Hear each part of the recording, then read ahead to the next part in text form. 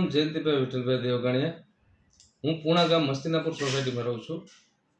મારે આજથી દિવાળી પહેલાં મારા પગ પેરાલિસિસ થઈ ગયેલો, કમરમાં ગાદી ખસી ગયેલી એના હિસાબે મેં MRI કરાવેલો વરાછાની અંદર.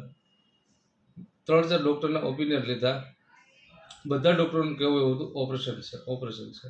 પછી મારા ફ્રેન્ડના કહેવાથી હું ડૉક્ટર સૌરભ મુખર્જી સાહેબને મળેલો.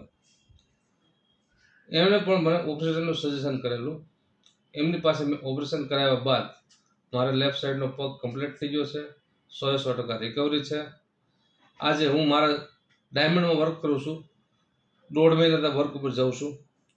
100% કામ કરું છું અને રોજનું 4 થી 5 કિલોમીટર ચાલું છું. ઓપરેશન પહેલાં તમારી ચાલવામાં ચાલી શકતા હતા? ઓપરેશન પહેલાં જે તમે ઊભા રહી શકતા હતા? ઓપરેશન પહેલાં હું કોઈ જગ્યાએ ઊભો નહોતો રહી શકતો, કારણ કે બેલેન્સ જ નહોતું મારે. લેફ્ટ સાઈડનો પગ 100% બંધ જ હતો. એકવાર સાહેબ ઊભા રહીને બતાવી શકો છો મને? શ્યોર. થોડું વોક કરીને બતાવી શકો છો? હવે કોઈ તકલીફ થાય છે પગમાં? નહીં, હવે કોઈ જાતની તકલીફ નહીં. Okay sir, thank you.